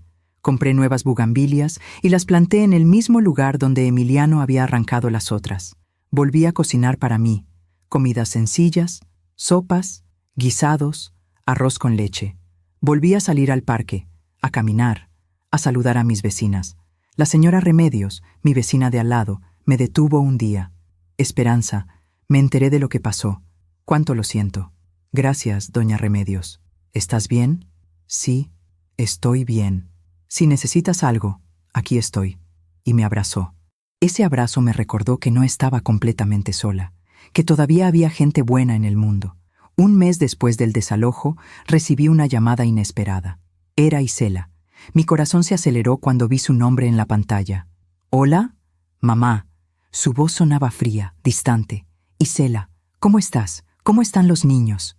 Los niños están bien, no gracias a ti. Sentí una punzada en el pecho. Isela, yo... No quiero escuchar tus excusas, mamá. Solo te llamo para avisarte algo. Emiliano y yo nos vamos a ir de la ciudad. Nos vamos a Guadalajara. Él consiguió trabajo allá. ¿A Guadalajara? Pero... No vamos a volver, y no quiero que intentes contactarnos. Los niños no necesitan en su vida a una abuela que destrozó a su familia. Isela, yo no destruí nada, yo solo me protegí. Eso es lo que tú crees, pero la verdad es que elegiste tu dinero sobre nosotros, y eso nunca te lo voy a perdonar. Hija, por favor. Adiós, mamá. Y colgó. Me quedé ahí, con el teléfono en la mano, sintiendo cómo las lágrimas corrían por mi rostro. Sabía que este momento llegaría, pero eso no lo hacía menos doloroso. Esa noche, saqué el teléfono secreto. Le escribí a Julián. Isela se va a Guadalajara. Me dijo que no quiere que los contacte, que no quiere que vea a mis nietos. La respuesta llegó en minutos. Lo siento, Esperanza. Sé que duele, pero hiciste lo correcto. Y algún día, cuando tus nietos crezcan, ellos van a entender. ¿Y si no entienden? Entonces habrás hecho lo correcto de todas formas, porque lo correcto no siempre es lo que trae felicidad inmediata. A veces, es lo que trae paz a largo plazo. Guardé el teléfono. Y esa noche, en lugar de llorar, hice algo diferente. Salí al jardín, me senté en mi vieja mecedora y miré las estrellas, y por primera vez en mucho tiempo me sentí libre. Libre de las amenazas, libre de los robos, libre del miedo. Y aunque mi corazón estaba roto, sabía que había tomado la decisión correcta, porque a veces, protegerse a uno mismo no es egoísmo, es supervivencia. Y a veces, amar a alguien significa dejarlos ir, incluso cuando duele, incluso cuando parece imposible, incluso cuando el precio es la soledad. Me quedé ahí, en el jardín, bajo las estrellas, sintiendo la brisa fresca de la noche, y susurré al viento: algún día entenderán, algún día. Y aunque no sabía si ese día llegaría, me aferré a esa esperanza, porque la esperanza era lo único que me quedaba. Y era suficiente. Pasaron 6 meses, 6 meses en los que mi vida se convirtió en una rutina tranquila, pero solitaria. Me levantaba temprano, regaba mis plantas, preparaba mi café, salía a caminar al parque. Julián seguía visitándome una vez por semana. Se había convertido en algo más que mi abogado o mi protector. Se había convertido en mi amigo. ¿Cómo te sientes, Esperanza? Mejor, cada día un poco mejor. Y era verdad. Poco a poco, el dolor se fue convirtiendo en aceptación. La rabia se fue convirtiendo en paz. Aprendí a vivir sola sin sentirme sola. Retomé mis clases de tejido en el centro comunitario. Hice nuevas amigas. La señora Remedios y yo nos volvimos muy cercanas. Tomábamos café juntas los martes. Íbamos a misa los domingos. Mi pensión seguía llegando puntualmente cada mes. Y ahora, todo ese dinero era solo mío. Podía gastarlo como yo quisiera, sin presiones, sin amenazas. Por primera vez en años me compré ropa nueva. Me corté el cabello. Me hice un tratamiento facial. Empecé a parecerme otra vez a la mujer que solía ser antes de que Emiliano e Isela entraran a mi vida. El juicio contra Emiliano avanzaba lentamente. Julián me mantenía informada de cada paso. Emiliano contrató un abogado. Sigue insistiendo en que todo fue un malentendido. Pero las pruebas hablan por sí solas. Es solo cuestión de tiempo. ¿Cuánto tiempo? Unos meses más, tal vez un año. Estos procesos son lentos. Está bien, puedo esperar. Y podía, porque ya no vivía con miedo. Ya no vivía esperando que alguien me robara o me amenazara. Vivía en paz. Fue en el 8º mes cuando recibí la primera noticia. Julián llegó a mi casa con una expresión seria. Esperanza, tengo que contarte algo. ¿Qué pasó? Isela y Emiliano. Las cosas no les están yendo bien en Guadalajara. Me senté en el sillón. ¿Qué quieres decir? Julián sacó su teléfono. Me mostró una publicación de redes sociales. Era de una conocida mutua de Isela, una prima lejana. La publicación decía: qué triste ver cómo algunas personas destruyen sus vidas por seguir a la persona equivocada. Isela siempre fue tan trabajadora y ahora mira en lo que se convirtió. No entiendo, dije. Hice algunas llamadas, explicó Julián. Emiliano nunca consiguió trabajo en Guadalajara. Mintió. Se fueron allá sin nada, sin ahorros, sin plan. ¿Y qué pasó? Están viviendo en un cuarto rentado en una zona muy humilde. Isela tuvo que conseguir trabajo limpiando casas. Emiliano sigue sin trabajar. Y al parecer, su relación está destruida. Pelean constantemente. Los vecinos se quejan del ruido. Sentí un nudo en el estómago. No era satisfacción lo que sentía. Era tristeza. porque aunque Isela me había hecho tanto daño, seguía siendo mi hija. ¿Y los niños? Los niños están bien, hasta donde sé. Van a la escuela. Pero están viviendo en condiciones muy diferentes a las que tenían aquí. Me quedé en silencio. Esperanza, sé que esto debe ser difícil para ti. Lo es, pero no porque disfrute su sufrimiento. Es difícil porque me duele verlos así, aunque me hayan lastimado. Julián asintió. Eso habla bien de ti. 2 meses después llegó la segunda noticia. Esta vez fue la señora Remedios quien me la dio. Esperanza, ¿te enteraste? ¿De qué? De Emiliano. Lo arrestaron en Guadalajara. El corazón se me aceleró. ¿Lo arrestaron? ¿Por qué? Por intentar vender joyas robadas. Al parecer, le robó a la señora para la que Isela trabajaba limpiando. Entró a la casa cuando no había nadie y se llevó un joyero completo. Pero la señora tenía cámaras de seguridad. Me llevé la mano a la boca. Dios mío. Sí, y cuando la policía fue a buscarlo, encontraron más joyas en su cuarto. Joyas que no podía explicar de dónde había sacado. Mis joyas, las que me robó hace meses. Llamé a Julián de inmediato. «Julián, ¿ya te enteraste de lo de Emiliano?» «Sí, me acaban de informar. La policía de Guadalajara encontró varias piezas que coinciden con la descripción de las joyas que reportaste robadas. Mis aretes, mi anillo de bodas y otras cosas que ni siquiera sabía que me faltaban. ¿Qué va a pasar ahora? Van a procesarlo en Guadalajara por el robo reciente. Pero una vez que termine ese proceso, será extraditado aquí para enfrentar los cargos que ya tenemos contra él. Esperanza, este hombre va a ir a la cárcel, no hay duda». Colgué el teléfono.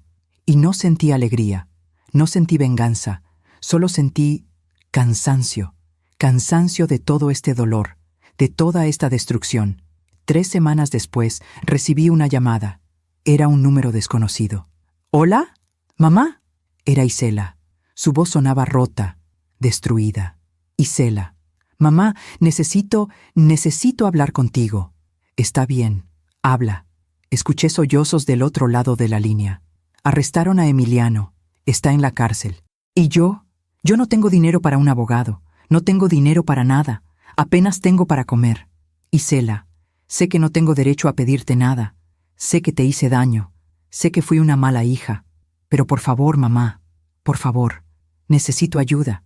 Los niños necesitan ayuda». Cada palabra era una daga en mi corazón. «Isela, ¿tú sabías lo que Emiliano estaba planeando?» Silencio. «Contéstame con la verdad». Más sollozos. «No todo. No sabía que te había golpeado. No sabía que quería declararte incapaz. Pero sabía que te estaba quitando dinero. Sabía que había vendido tus joyas. Y no hice nada para detenerlo. ¿Por qué no?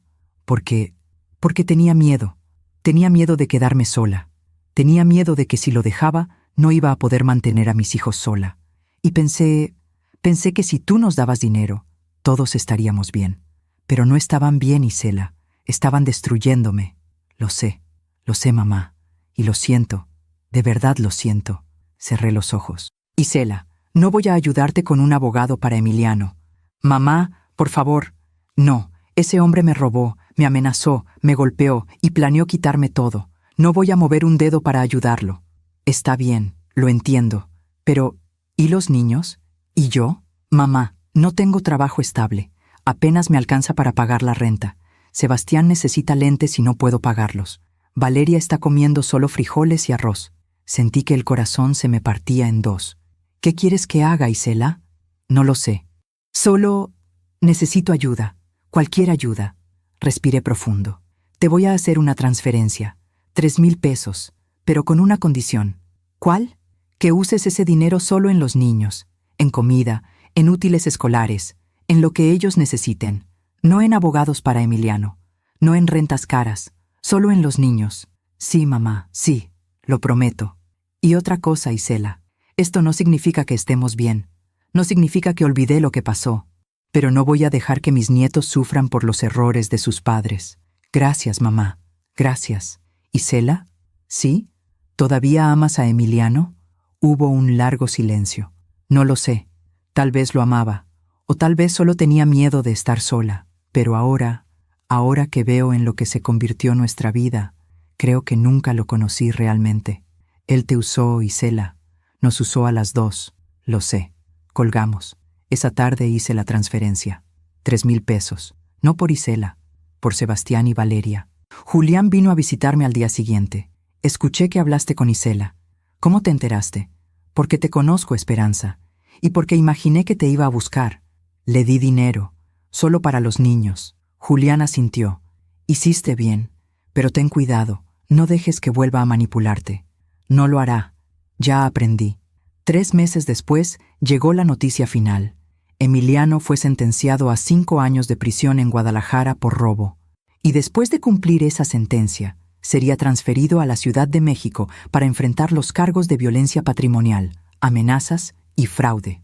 En total, enfrentaba hasta 10 años de cárcel. Julián me lo confirmó con una llamada.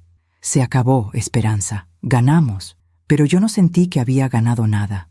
Solo sentí que finalmente podía cerrar ese capítulo. Isela me llamó una última vez ese año. Mamá, me voy a divorciar de Emiliano. Me parece bien, hija. Y quería preguntarte algo. Dime, ¿crees que algún día puedas perdonarme? Me quedé en silencio. No lo sé, Isela. Tal vez algún día, pero hoy todavía duele demasiado. Lo entiendo. Pero quiero que sepas algo. Aunque no pueda perdonarte ahora, nunca voy a dejar de preocuparme por ti. Y nunca voy a dejar de amar a mis nietos. Gracias, mamá. Cuídate, Isela. Y cuida a mis nietos. Lo haré. Y colgamos. Esa noche salí al jardín. Mis bugambilias habían crecido hermosas, más hermosas que antes. Me senté en mi mecedora y miré las estrellas y pensé en todo lo que había pasado, en todo lo que había perdido y en todo lo que había ganado. Porque sí, había perdido a mi hija, había perdido la relación con mis nietos, había perdido la ilusión de una familia unida, pero había ganado algo más valioso: mi dignidad, mi casa, mi paz y la certeza de que había hecho lo correcto. Emiliano estaba en la cárcel, no porque yo lo hubiera vengado, sino porque sus propias acciones lo llevaron ahí. Porque la vida, tarde o temprano, siempre cobra sus deudas, y aunque me dolía ver a Isela sufriendo las consecuencias de sus decisiones, sabía que ese sufrimiento era necesario, porque solo a través del dolor se aprende, solo a través de la pérdida se valora lo que se tenía, y tal vez, solo tal vez, algún día Isela entendería que yo no la abandoné, que yo solo me protegí, y que a veces el amor más grande es el amor que te obliga a soltar.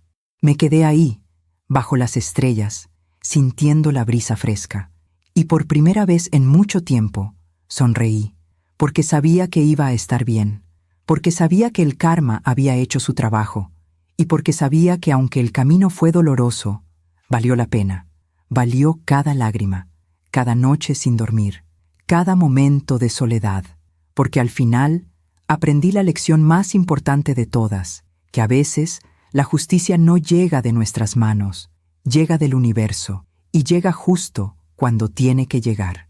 Han pasado 2 años desde aquella noche en que Emiliano me arrastró por el cabello y me encerró en ese cuarto oscuro. 2 años desde que saqué mi teléfono secreto y pedí ayuda. 2 años desde que mi vida cambió para siempre. Hoy tengo 63 años, y cuando me miro al espejo, veo a una mujer diferente.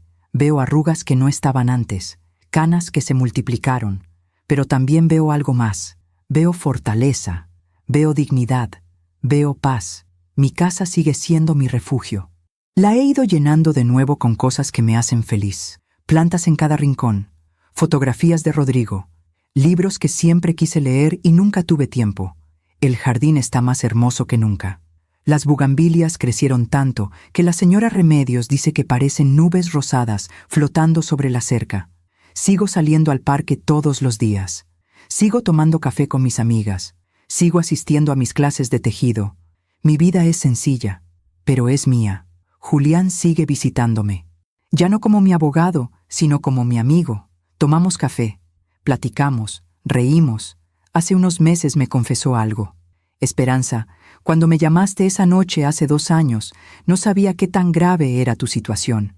Pero en cuanto escuché tu voz, supe que tenía que ayudarte, porque tú me ayudaste hace muchos años cuando nadie más lo hizo, y esa es una deuda que nunca olvidé.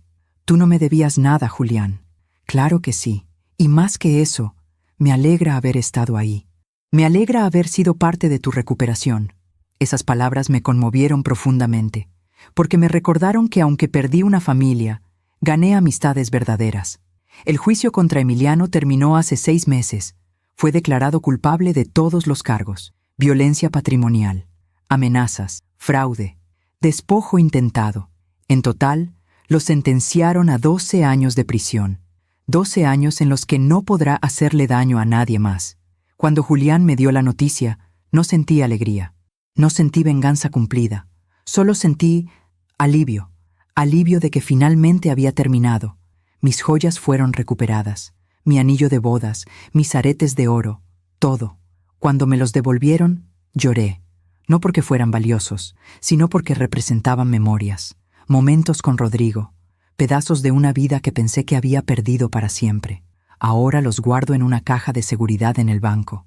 Ya no los uso, pero saber que están ahí, a salvo, me da tranquilidad. Isela y yo hablamos cada 2 o 3 meses. No es una relación cercana. Todavía hay demasiado dolor, demasiadas heridas que no han sanado, pero es algo. Ella sigue en Guadalajara. Consiguió un trabajo estable en una tienda departamental.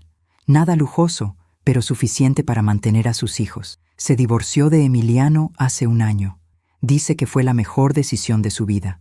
Mamá, tenías razón, me dijo en nuestra última llamada. Ese hombre me destruyó nuestra familia. Y lo peor es que yo lo permití.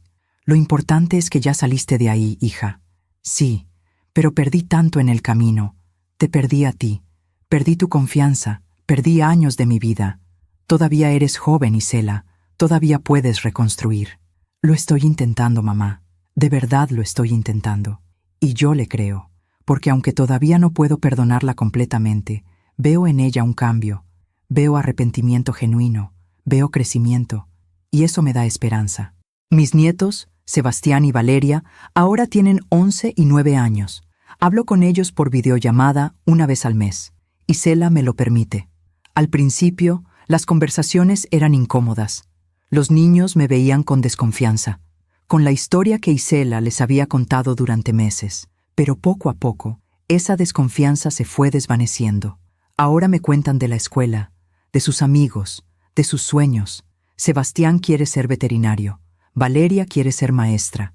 Les digo que estoy orgullosa de ellos, que los amo, que siempre voy a estar aquí si me necesitan.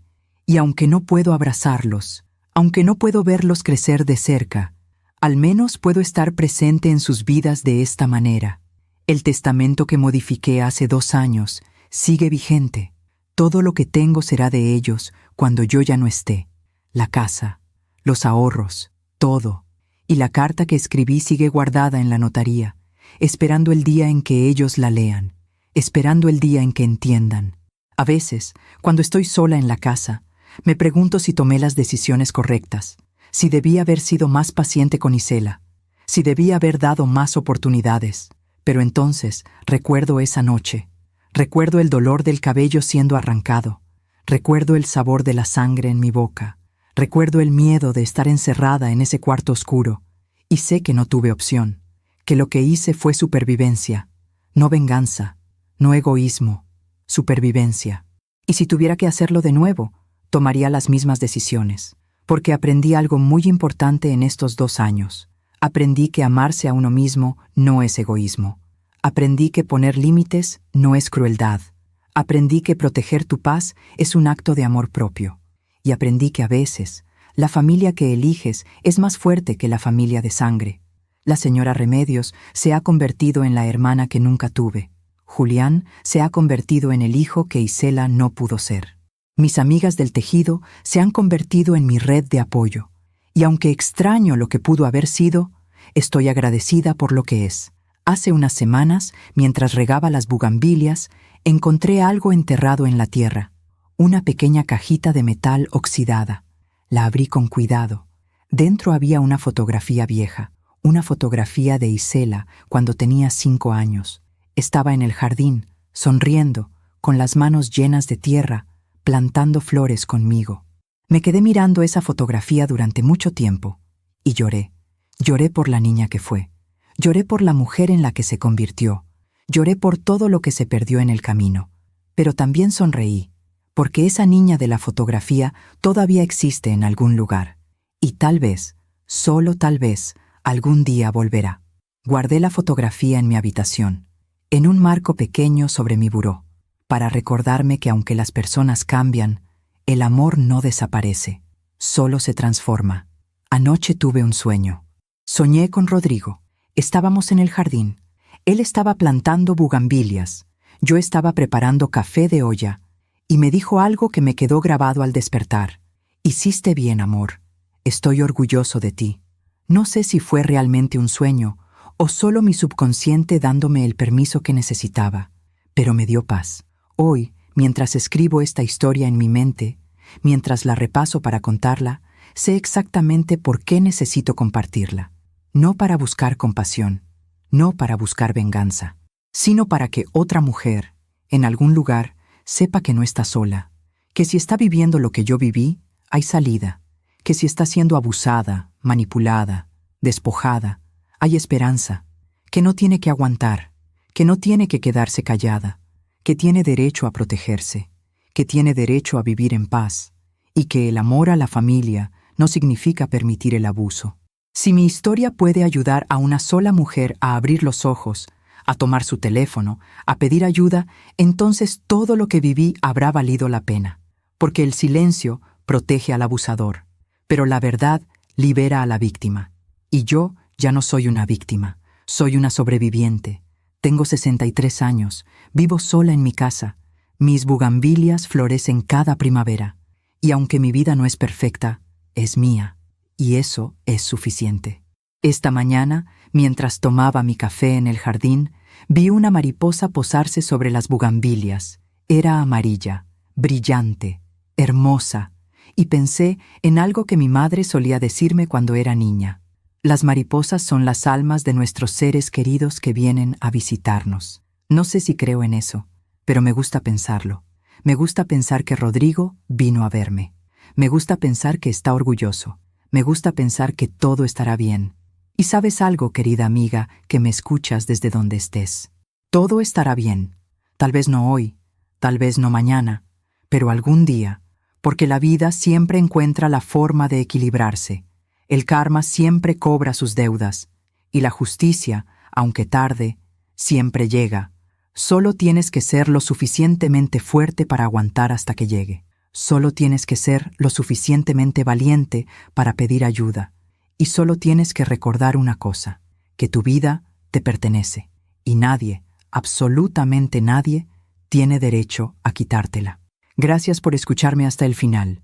Si esta historia tocó tu corazón, suscríbete y activa la campanita para escuchar más historias de mujeres que transformaron su dolor en sabiduría. Cada día, una mujer, una lección de vida. Comparte esta historia con alguien que amas. A veces, una historia así puede cambiar todo un día. Que Dios te bendiga y hasta la próxima.